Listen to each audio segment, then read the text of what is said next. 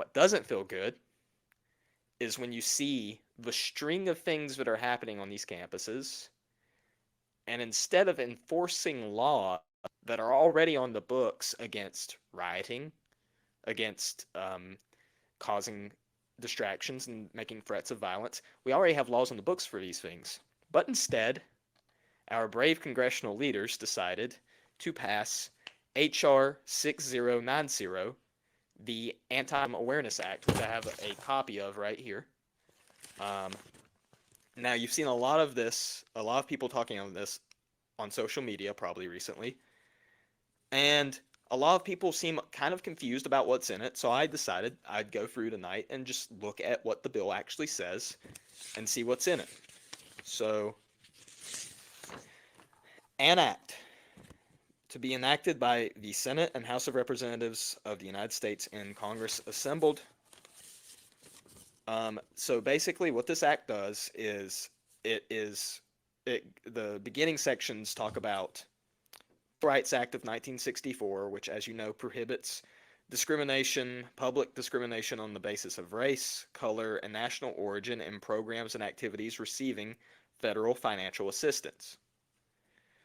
While such title does not cover discrimination solely based on religion, individuals who face discrimination based on actual shared ancestry or ethnic characteristics do not lose protections under such title for also being members of a group that shares a common religion. It talks about Jews being in this group. Discrimination against Jews may give rise to a violation of such title when discrimination is based on race, color, or national origin, which can include discrimination based on actual or perceived shared ancestry, or ethnic characteristics. These are things that most normal people agree with. Where it gets interesting is as the bill goes on, it talks about it is critical to increase awareness and understanding of anti-Semitism, including its threat to America, improve safety and security for Jewish communities, reverse the normalization of anti-Semitism and counter anti-Semitic discrimination, and expand communication and collaboration between communities. So how does it do this? The way it does this is where the problem, in my opinion, with this bill comes in. Congress finds anti-Semitism is on the rise in the United States and is impacting Jewish students in K-12 schools, colleges, and universities. The International Holocaust Remembrance Alliance, the IHRA, working definition of anti-Semitism is a vital tool which helps individuals understand and identify the various manifestations of anti-Semitism. It talks about how in 2019 the Trump administration gave an executive order to expand protections of the Civil Rights Act to people facing anti-Semitism based on the IHRA's working definition of anti-Semitism. And basically, the purpose of this bill, it defines anti-Semitism by the definition given by the IHRA. Sorry, I keep messing that up. It's too many acronyms on this place, right? The federal government has way too many acronyms. So, in order to combat anti-Semitism, Congress basically, it says, in reviewing and investigating or deciding whether there has been a violation of Title VII of the Civil Rights, or Title VI of the Civil Rights Act, the Department of Education shall take into consideration of anti-Semitism in this bill as part of the department's assessment of whether the practice was motivated by anti-Semitic intent. So what does the International Holocaust Remembrance Association define as anti-Semitism?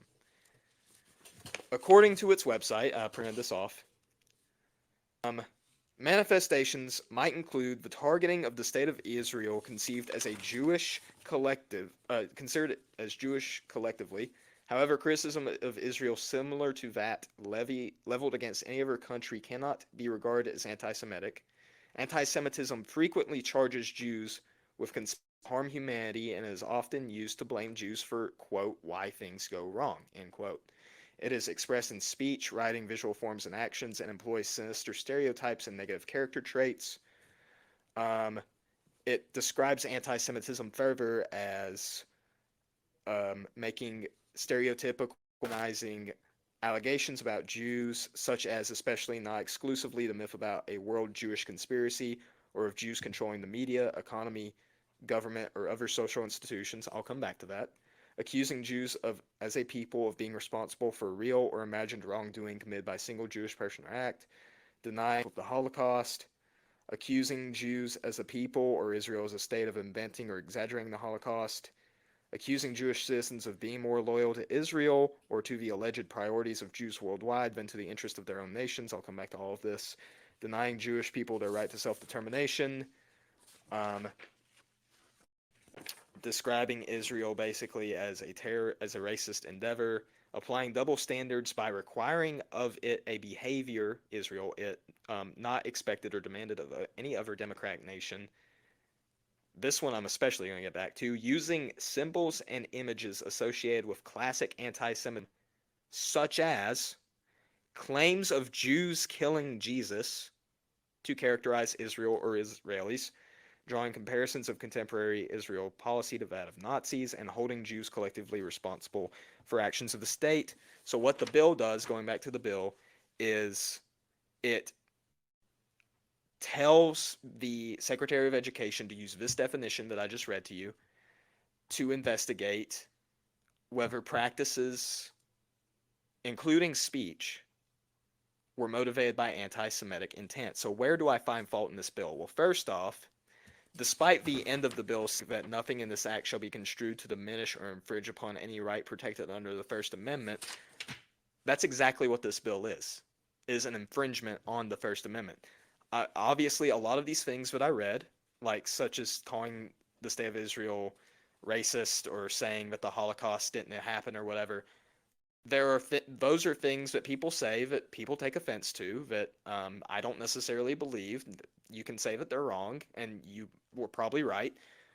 But to say that you cannot say those things in the United States of America, which is supposed to be a country founded upon free speech, where I have a huge problem with this bill. Because Germany, for example, and Michael Knowles talked about this on his show yesterday. I'd recommend going and listening to that. Germany, for example, has a history of having laws that make it illegal to deny the Holocaust. Violation of free speech. Do I think it's wrong to deny the Holocaust? Yeah, but to say that you can't say those things, that's a violation of free speech. And especially another big problem I have with this bill is in the definition where it says claims of Jews killing Jesus. Well, I mean, the scripture here for a second. Who wanted to have Jesus executed in the first place? The Pharisees, the Jewish leadership. Who brought Jesus to the Romans to have him executed? The Pharisees, the Jewish leadership. That doesn't mean all Jews were responsible, but in a sense, they were, because all were responsible. Because it was your sin and my sin that put Christ on the cross. It was the sin of all humanity. Jews fall under that. So everyone, including you, including me, including people in Israel, including people in West Africa, including people all over the world, our sin is what put Christ on the cross. And it was the Jewish leadership that delivered Christ to the Romans. It was the Romans that hung him on the cross. And it was our sin that nailed him to the cross. And it was him who gave up his own life. All of these are true. But under this act, one of them would now be illegal to say, or would be used in an investigative way to determine whether or not you have committed, I guess, what's the equivalent of a hate crime now, against Jews. So let's think about this for a moment. A couple weeks ago, the Department of Education handed down the largest fine it ever has against Grand Canyon University, over $34 million. Grand Canyon is a Christian institution. Around the same time, the Department of Education handed down a $14 fine to Liberty University. Liberty University is a Christian institution. Last week I talked about how the Secretary of Education came out and said that it was his goal to shut down Grand Canyon University and universities like it, including Liberty University, because of values and because of where we stand. He didn't specifically say that, but, read between the lines. And now you are giving the Department of Education a bill which says that it can use a definition of anti-Semitism, which includes claims that are made by the New Testament, to investigate crimes. Is anyone else picking up where this could go wrong against Christian universities? We've just given the Department of Education a perfect bludgeon to say, oh, Liberty University, it teaches Jesus was crucified, died, and rose again. Well, it teaches from the Bible. Well, the Bible says this. That's anti-Semitic. We're going to take your funding away. You might think this is a stretch, but if you look at the posture of the administration of how they've acted towards Christians recently, perfectly reasonable to me to believe that this could be a negative consequence of what happens with this bill. Unfortunately, it was too late, but luckily I have seen where some who did vote for this bill in Congress are starting to come around and realize, wait, this might have been a mistake. It still has to go through the Senate. Conversation recently, I'm not going to say who because I want to respect his privacy, but I had a conversation recently with someone who originally supported the bill, who's in a pretty influential place of power, who expressed regret for supporting it. So putting these things out here like I'm talking to you about help push the narrative on these things, because whether from a place of good intention or not, this bill is going to hurt Christians. Luckily, it hasn't gone through the Senate yet. There's still a chance to make sure it doesn't. If you know who your senator is, call their office. Ask them not to vote. And as someone who's worked on Capitol Hill, please make sure to do it respectfully. Don't raise your voice. Don't do anything like that. I remember when I worked on the Hill, I would get angry phone calls all the time, and after about the 10th angry phone call, I would just kind of drown it all out. But the one nice phone call that I got in the middle of all of that, that was the one that I always paid attention to. Make sure you're respectful, make sure you don't raise your voice, but call your senators. Make sure that they don't vote for this, because this is dangerous. This could end up backfiring largely, especially on Christian institutions, especially towards Christians. And I mean, even if you don't necessarily buy into what I'm telling you, which I think that this is a true possibility with this bill, at the very least, it's unnecessary. We already have laws on the books that are going unenforced now. We don't need another one, especially if this is the one that does get enforced, but it gets enforced in a way that's going to backfire and hurt Christians.